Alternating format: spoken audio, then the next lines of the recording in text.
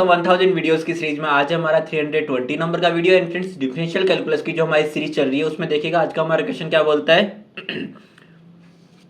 हमारा क्वेश्चन है find the nth order derivative of y is equals to sine inverse x at x is equal to 0। अब देखिएगा इस type के questions में जब भी हमें किसी भी एक पर्टिकुलर x की वैल्यू के लिए nth ऑर्डर डेरिवेटिव की वैल्यू निकालने की दी जाए तब हमारे पास में क्या क्या स्टेप्स होंगे फॉलो करने के लिए, चलिए बताते हैं। सो हेलो एवरीवन दोस्तों, मैं हूं गौरव कुमार, स्वागत करता हूं आप सभी का इस नए वीडियो में। तो चलिए शुरू करते हैं आज का वीडियो। तो देखिएगा यहाँ पे जब भी हमारे पास nth ऑर्डर डेरिवेटिव के बाद में कुछ करने को कहा गया है ना किसी भी एक पर्टिकुलर वैल्यू के लिए, पहली बात तो पहले nth ऑर्डर डेरिवेटिव निकालो, ठीक है। उसके बाद में बात करेंगे कि क्या दिया गया है, ठीक है, क्या पूछा गया है। सो यहाँ पे y is equal to sine inverse x को हमने इक्वेशन 1 नाम दे दिया है and then first of all इसका डिफरेंशिएशन कर देंगे with respect to x both sides. तब हम यहाँ पे क्या करने वाले हैं, y का y1 हो जाएगा एंड साइन इनवर्स x का हो जाएगा 1 अपॉन में root of 1 minus x square. अब हमने यहाँ पे nth ऑर्डर डेरिवेटिव निकालना था, हमने वन टाइम ही क्यों किया, क्योंकि यहाँ पे हम इसको सिंप्लीफाई करना चाहते हैं थोड़ी सी एक इजियर फॉर्म में। क्योंकि यहाँ पे जब भी हम nth ऑर्डर डेरिवेटिव के लिए लेबनीज थ्योरम को अप्लाई करेंगे तो पहले उसको थोड़ी सिंपलेस्ट फॉर्म में कन्वर्ट करने का ट्राई करेंगे, ठीक है। तो देखिएगा यहाँ पे मेरे पास में क्या हो जाएगा, जब मैं इसको क्रॉस मल्टीप्लाई करूंगा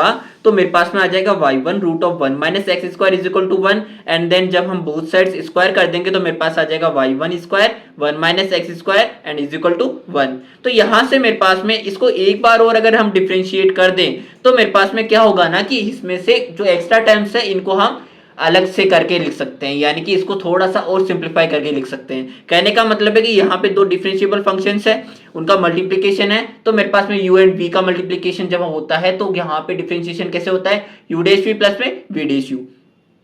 सो फर्स्ट ऑफ ऑल तो मुझे इसका y1 का स्क्वायर करना है डिफरेंशिएशन, तो y1 स्क्वायर करूंगा तो मैं फर्स्ट ऑफ ऑल पावर को आगे ले आऊंगा तो पावर आगे आएगी तो 2y1 का स्क्वायर, यानी कि पावर में से जो मैं -1 करना होता है तो 2 - 1 हो जाएगा 1 एंड देन y1 का करूंगा तो y2 आ जाएगा, then 1 minus x square as it is. अब देखो प्लस y1 स्क्वायर को हम एज इट इज रखेंगे and then 1 minus x square का करेंगे इस बार तो 1 का तो हो जाएगा 0 एंड एक्स स्क्वायर का क्या हो जाएगा माइनस का 2x इज इक्वल्स टू 1 का 0। अब यहां से मैं अगर कॉमन निकालना चाहूं तो क्या आ रहा है 2y1 2y1 को कॉमन लिया तो मेरे पास बच गया y2 1 minus x square minus x y1 is equal to 0। अब यहां से एक बार तो 2y1 को इक्वेट कर सकते हैं 0 के, एक बार इसको कर सकते हैं इक्वेट, बट यहाँ पे मेरे पास में y1 जो है डिफरेंशिएटिंग टर्म है जो कि 0 की इक्वेट नहीं हो सकता, इस कारण से हम यहाँ पे ओनली इसको आगे लेके चलेंगे, यानी कि y2 1 minus x square minus x y1 is equal to 0। तो यहां से मैंने इसको और सिंप्लीफाई कर लिया, ठीक है, जो कि मैंने कहा था। अब देखो मेरे पास में ये y2 है मैक्सिमम यहाँ पे ऑर्डर y का, तो मेरे पास में अब इसको nth ऑर्डर डेरिवेटिव निकालने के लिए कितने टाइम्स और रिमेनिंग रह गया करना, n-2 टाइम्स डिफरेंशिएशन और रिमेनिंग है, ठीक है। सो यहां से n-2 टाइम्स डिफरेंशिएशन के लिए मैं यूज में लेने वाला हूं लेबनीज थ्योरम को। सो देखिए लेबनीज थ्योरम लगाने से पहले फर्स्ट ऑफ ऑल आप इसकी एलिजिबिलिटी क्राइटेरिया जान लीजिए कि एलिजिबिलिटी क्राइटेरिया आखिर क्या होता है। सो यहाँ पे अगर हम दो डिफरेंशिएबल फंक्शंस के मल्टीप्लिकेशन का एक बार डिफरेंशिएशन कर रहे थे तो क्या हो जाता था u डैश v प्लस में v डैश u। अब मैं बात करता हूं कि एक से ज्यादा बार n टाइम हमें डिफरेंशिएशन करना है टू डिफरेंशिएबल फंक्शंस के मल्टीप्लिकेशन का, तो हमें यूज में लेना है लेबनीज थ्योरम को। यही सेम चीज मैंने लिख भी दी है, applicable for finding the nth order derivative of the product of two differentiable functions. अब जब लेबनीज थ्योरम के फॉर्मूले की बात आएगी तो यहाँ पे u एंड v का हम nth ऑर्डर डेरिवेटिव निकाल रहे हैं। तो देखो जब हम nth ऑर्डर डेरिवेटिव निकाल रहे हैं तो nc0 nc1 से लेकर ये nc तक जाएगा, एक चीज तो ये इसको रटो मत, ठीक है। तो यहाँ पे अब इसके बाद में nc0 में n टाइम्स डिफरेंशिएशन हो जाएगा u का एंड v को एज इट इज रहने देंगे, then n-1 time differentiation u का एंड ये 1 डिनोट कर रहा है कि v का हमें डिफरेंशिएशन 1 टाइम कर देना है, as it is n-2 time differentiation of u and 2 denote कर रहा है कि v का 2 टाइम्स डिफरेंशिएशन। अब जब हम लास्ट टर्म में आएंगे तो u का हमें डिफरेंशिएशन नहीं करना है एंड v का हमें अब nth ऑर्डर डेरिवेटिव निकाल देना है। एंड सेकंड चीज जो सेकंड क्वेश्चन यहां से अराइव होता है वो ये कि हमें u किसको मानना पड़ेगा और v किसको मानना पड़ेगा, तो माय आंसर इज कि आप v उसको मानिए जो आगे जाकर डिफरेंशिएशन होकर 0 में कन्वर्ट हो जाए धीरे धीरे। कहने का मतलब है कि अगर मैं 1 माइनस एक्स स्क्वायर को इन दोनों में v मान के चलूं तो देखिएगा क्या होगा, यहाँ पे y2 1 माइनस एक्स स्क्वायर में अगर मैं डिफरेंशिएशन कर रहा हूं n-2 times with respect to x both sides by the help of Leibniz theorem, तो देखिएगा यहाँ पे क्या होगा n-2 time derivative of y2 1 minus x square and xy1 का n-2 टाइम डेरिवेटिव। अब देखो यहाँ पे मैंने क्या किया है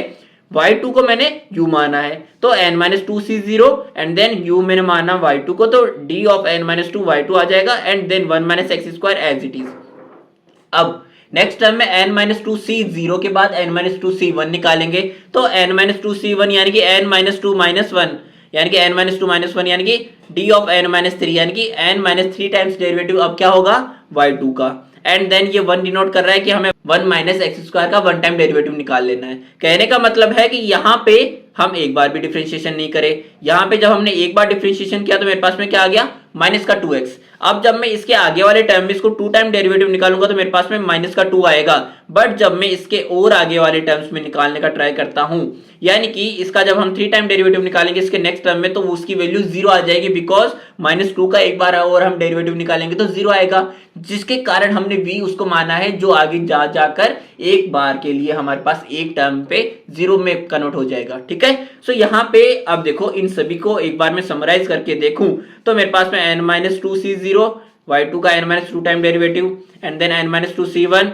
y2 का n-3 time derivative as it is n-4 time derivative of y2 and ये 2 टाइम डेरिवेटिव ऑफ 1 - x²। ये तो हुआ y2 1 - x² का। अब xy1 का हमें n-2 टाइम डेरिवेटिव निकाल लेना है। यहाँ पे भी अगेन मैं y1 को मानने वाला हूँ u एंड v मानने वाला हूँ x को, यानी कि यहाँ पे n-2c0 and then n-2 time derivative of y1, x का कुछ नहीं करेंगे यहाँ पे, आगे जाकर यहाँ पे n-2c1 में n-3 टाइम डेरिवेटिव हो जाएगा y1 का एंड 1 टाइम डेरिवेटिव हो जाएगा x का, इक्वेट कर देंगे 0 के। अब यहाँ से अगर मैं सिंप्लीफाई करता हूँ तो आप एक चीज देखिएगा, हमारे पास में nc0 की वैल्यू क्या होती है 1 होती है एंड nc1 की वैल्यू मेरे पास में हो जाएगी n। कहने का मतलब है कि आप जिसका भी c0 निकालेंगे उसका हमारे पास में ऑलवेज क्या होगा 1 होगा, यानी कि अगर मैं n-1 c0 निकालूं तो भी 1 आएगा, n-2 c0 निकालूं तो भी 1 आएगा। ये चीज आपको ध्यान रखनी है, हमेशा इसको कैलकुलेट करने की नीड नहीं है। ठीक है,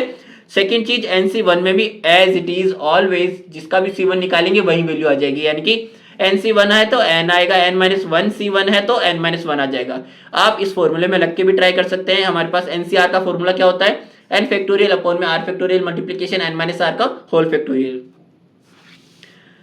सो यहां से इन सभी टर्म्स को मैंने सिंप्लीफाई किया है, देखिएगा n-2 c0 मेरे पास में 1 हो गया एंड देन y2 का n-2 टाइम डेरिवेटिव क्या हो जाएगा y ऑफ n हो जाएगा, क्योंकि y का ऑलरेडी 2 टाइम डेरिवेटिव हो रखा है एंड n-2 टाइम डेरिवेटिव और निकाल रहे हैं, तो हमारे पास में क्या हो जाएगा y ऑफ n हो जाएगा। तो यहां से yn आ जाएगा 1 - x² as it is, plus में n-2 c1 क्या हो जाएगा n-2 as it is and then y2 का n-3 टाइम डेरिवेटिव। अब देखो यहां से अगर आपको प्रॉब्लम होए कि ये कैसे आएगा रिजल्ट, तो आपको इससे जस्ट पहले वाले में देख लेना है। y2 का n-2 टाइम डेरिवेटिव क्या आया था y ऑफ n एंड ये जस्ट उससे एक कम है, यानी कि y ऑफ n-1 आ जाएगा यहाँ पे इसका रिजल्ट। एंड यहां से मेरे पास में -2x आ गया प्लस n-2 c2 यानी कि n-2 का होल फैक्टोरियल अपॉन में 2 फैक्टोरियल मल्टीप्लिकेशन में n-2 -2 यानी कि n-4 का होल फैक्टोरियल एंड y2 का n-4 टाइम्स डेरिवेटिव क्या हो जाएगा, इसमें से भी एक कम कर दो यानी कि y of n-2 as it is 1 - x² का 2 टाइम डेरिवेटिव क्या हो जाएगा -2 प्लस में सॉरी माइनस में यहां से अब मेरे पास में n-2 c0 आ जाएगा 1, तो यहां से आ गया 1 एंड मैंने माइनस ब्रैकेट ओपन कर दिया है। सो यहां से y1 का n-2 time derivative, y1 already 1 time derivative हो रखा है, n-2 टाइम डेरिवेटिव यानी कि y ऑफ n-1 आ जाएगा ना यहाँ से। ठीक है, सो यहां से मेरे पास में y ऑफ n-1 आ गया, x as it is minus देखो n-2 c1 क्या हो जाएगा n-2 हो जाएगा एंड देन y1 का n-3 टाइम डेरिवेटिव क्या हो जाएगा इससे एक कम यानी कि y of n-2 and dx आ जाएगा 1। ओके, सो 1 मैंने लिखा नहीं है is equal to 0। So last page से हमारे पास में जो वैल्यूज आई थी मैंने उन्हीं को सिंप्लीफाई करके लिख दिया है यहाँ से yn 1 - x² प्लस में एज इट इज उन सभी वैल्यूज को। अब देखिएगा मेरे को इसको सिंप्लीफाई करना है, तो यहाँ से n-2 के होल फैक्टोरियल को मुझे ओपन करना पड़ेगा, तो n-2 multiplication n-3 and then n-4 का होल फैक्टोरियल। सो n-4 का होल फैक्टोरियल से n-4 का whole factorial cancel out and जो ये 2 है इस 2 से कैंसिल आउट हो जाएगा, तो यहाँ से मेरे पास में 2 से 2 कैंसिल आउट हो जाएगा एज इट इज। ये टर्म्स मेरे पास में ऊपर से एज इट इज आया है। ओके, सो यहां से माइनस का xy1 एज इट इज सभी चीजें। अब देखो इसको मैंने कैंसिल आउट किया, 2 से 2 कैंसिल आउट हुआ, यहाँ पे n-2 n-3 आ गया मेरे पास में आगे एंड देन मेरे पास में y ऑफ n-2 का जो दूसरा टर्म था वो यहाँ पे इसकी वैल्यू क्या थी माइनस ऑफ n-2 भी मैंने इसको यहाँ पे लिख दिया है, क्योंकि मैंने माइनस कॉमन बाहर ले लिया था, तो ये सभी वैल्यूज को मैंने एक साथ लिख दिया है y ऑफ n-2 वालों को। ठीक है, और बाकी सभी जब मैं y of n minus one के लिए बात करूं तो y of n minus one के लिए देखो x y of n minus one मैंने कॉमन ले लिया है। यहां से मेरे पास में माइनस का 2n एंड देन प्लस का 4, माइनस का 2n यानी कि माइनस हमने बाहर ले लिया तो 2n जो माइनस का 4 था ये आ गया है एंड देन यहां से मैंने माइनस 1 बाहर लिया तो यहां से प्लस 1 आ जाएगा। सो यहां से 2n माइनस का 3 आएगा। ठीक है, सो देखो अब हम इनको और सिंप्लीफाई करेंगे, इनको मल्टीप्लाई करेंगे आपस में, तो मेरे पास में ये वाला टर्म आएगा n स्क्वायर माइनस में 4n प्लस का 4, यानी कि ये मेरे पास हो गया n माइनस 2 का होल फैक्टोरियल। ओके, सो यहां से इन सभी वैल्यूज को अगर मैं नीचे लिख दूं तो ये मेरे पास में फाइनली वैल्यू आ चुकी है इसके nth ऑर्डर डेरिवेटिव की। अब देखो ये तो आई है मेरे पास में इक्वेशन का एक पार्ट आया है इसका। अब हमें nth ऑर्डर डेरिवेटिव के लिए x इज इक्वल टू 0 निकालना है, यानी कि x इज इक्वल टू 0 जब हम लिख देंगे nth ऑर्डर डेरिवेटिव में इसकी वैल्यू रख देंगे तो यहाँ पे इसका आंसर क्या आने वाला है। उसके लिए यहाँ पे हमारे पास में y is equal to sine inverse x था, तो यहाँ पे अगर मैं x इज इक्वल टू 0 रखूं तो y की वैल्यू क्या आएगी, मेरे पास में 0 आ जाएगी।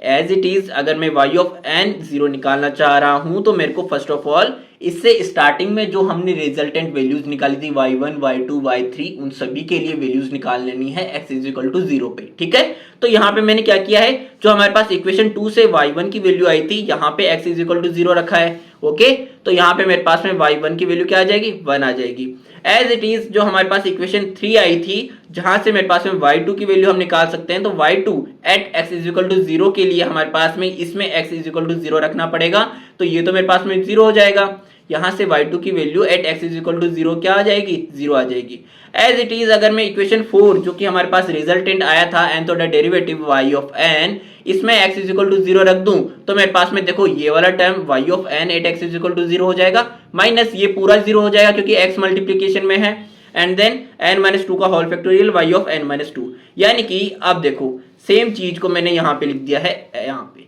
y of n at x is equal to 0 minus n minus 2 का whole factorial y of n minus 2 at x is equal to 0 is equal to 0। अब इसको आगे फर्दर सिंप्लीफाई करने के लिए या फिर सॉल्व करने के लिए हमारे पास में दो केसेस बन जाएंगे कि एक बार तो जब हमारे पास n की वैल्यू क्या हो जाएगी, ऑड हो जाएगी, एक बार जब हमारे पास n की वैल्यू क्या होगी, इवन होगी। तो देखेगा एक एक करके हम देखते हैं इन दोनों का क्या आंसर आएगा। सो लास्ट पेज से y, y1, y2 जो भी हमने वैल्यूज निकाली थी उनको मैंने यहाँ पे एक बार वापस से लिख दिया है आपके रिमाइंडर के लिए। एंड सेकंड चीज जो हमने लास्ट पेज पे निकाला था इक्वेशन 4 को सिंप्लीफाई करके, इसमें अगर मैं n is equal to even के लिए जानूं इनकी वैल्यूज क्या आएगी, y of nth order derivative at x is equal to 0 when n हमारे पास क्या है, इवन नंबर, तो हमारे पास में अगर मैं n इज इक्वल टू 2 रखता हूं तो मेरे पास में y of 2 at x is equal to 0 minus यहाँ पे n माइनस 2 यानी कि 2 माइनस 2 मेरे पास में क्या हो जाएगा, 0, तो ये मेरे पास में y of 2 at x is equal to 0 मेरे पास में क्या हो जाएगा, 0 आ जाएगा। इसी तरह से अगर मैं n इज इक्वल टू 4 रखता हूं तो y of 4 at x is equal to 0 and यहाँ से 4 माइनस 2 का होल स्क्वायर, 4 माइनस 2 यानी कि 2 का होल स्क्वायर, तो यहाँ से 4 आ जाएगा एंड यहाँ से 4 माइनस 2 मेरे पास में क्या हो जाएगा, y of 2 at x is equal to 0। So मेरे पास में y of 2 at x is equal to 0 क्या आया है, 0। It means y of 4 at x is equal to 0 भी क्या आएगा, 0 आएगा। सो इन जनरल अगर मैं इन सभी के लिए बात करूं at x is equal to 0, y of n क्या आने वाला है, तो मेरे पास में y of n at x is equal to 0 भी क्या आएगा, 0 आएगा। ठीक है, क्योंकि आप देखो यहाँ पे n is equal to 4 n is equal to 6 रखेंगे तो भी आगे सारी वैल्यूज में इससे पहले वाली वैल्यूज की हमें वैल्यू रखनी पड़ेगी जो कि हमारे पास क्या है, 0 है। इस कारण से आगे हमारे पास nth ऑर्डर डेरिवेटिव तक भी क्या आने वाला है, इसका वैल्यू 0 आने वाला है जब हमारे पास n की वैल्यू क्या है, इवन है। अब इसी तरह से अगर मेरे पास n की वैल्यू ऑड है तो मेरे पास में 1, 3 और 5 रख के देख के हमें जानना है कि यहाँ पे क्या आ सकता है इसका जनरल फॉर्म, क्योंकि यहाँ पे अगर मैं n इज इक्वल टू 1 रखता हूं तो देखो n इज इक्वल टू 1 मेरे को इसमें रखना है। ठीक है, सो यहाँ पे y of 1 at x is equal to 0 is equal to 1 minus का 2 का होल स्क्वायर यानी कि माइनस का 1 का whole square and then 1 minus 2 यानी कि y ऑफ माइनस का 1। अब इसकी वैल्यू तो आपको नहीं निकालनी, आपको यहाँ से थोड़ा सा पीछे जाएंगे तो आपको पता लगेगा कि हमने y1 की वैल्यू लास्ट पेज पर ऑलरेडी निकाल ली थी जो कि क्या आई थी, मेरे पास में 1 आई थी। सो y1 की वैल्यू मेरे पास में 1 आई थी, तो ये वाली वैल्यू हमने इसकी डायरेक्ट लिख दी है यहाँ पे 1। ओके, अब देखो जब मैं n इज इक्वल टू 3 रखता हूं तो मेरे पास में यहाँ पे 3 रखूंगा तो y3 of 8 y38x is equal to 0 क्या आ जाएगा 3 माइनस 2 यानी कि 1 का whole square and then 3 minus 2 यानी कि y of 1 at x is equal to 0, जो कि मेरे पास में y1 की वैल्यू क्या आई है 1. सो 1 का square into 1 as it is. जब मैं n इज इक्वल टू 5 रखूंगा तो y ऑफ 5 हो जाएगा 8x is equal to 0 and then 5 minus 2 यानी कि 3 का स्क्वायर एंड देन 5 माइनस 2 यानी कि y of 3 8x is equal to 0, जो कि मेरे पास में क्या आया है 1 का स्क्वायर यानी कि 3 का स्क्वायर मल्टीप्लीकेशन 1 का स्क्वायर एज इट इज. जब मैं n इज इक्वल टू 7 रखूंगा तो y of 7 8x is equal to 0 क्या आएगा 7 माइनस 2 यानी कि 5 का स्क्वायर y ऑफ 7 माइनस 2 यानी कि y of 5 8x is equal to 0, जो कि मेरे पास में क्या आई है वैल्यू 3 स्क्वायर मल्टीप्लीकेशन 1 स्क्वायर, जो कि हमने यहाँ पे लिख दी है. ठीक है. सो यहां से मैं इसकी एक जनरलाइज फॉर्म कन्वर्ट कर सकता हूं कि हमारे पास y ऑफ n क्या आएगा when x is equal to odd number होगा. तो इसके लिए देखिएगा मेरे पास में y of n 8x is equal to 0 क्या हो जाएगा. जब मेरे पास में 7 था, यहाँ पे 7 था तो 7 माइनस 2 5, यानी कि जब n होगा तो n माइनस 2 का होल स्क्वायर होगा. एंड इसी तरह से अगर मैं चलता जाऊं तो नेक्स्ट स्टेप क्या आ रहा था n माइनस 4, तो यहाँ पे n माइनस 4 आ जाएगा एज इट इज. इसी तरह से लास्ट टर्म मेरे पास में क्या आएगा 5 square multiplication 3 square multiplication 1 square. So दोस्तों ये था हमारा देखो आज का सॉल्यूशन. और अगर आपको वीडियो समझ में आई हो तो जरूर से चैनल को सब्सक्राइब करें, वीडियो को लाइक करें एंड देन मिलते हैं हमारे नेक्स्ट वीडियो में. तब तक के लिए अपना ध्यान रखिएगा.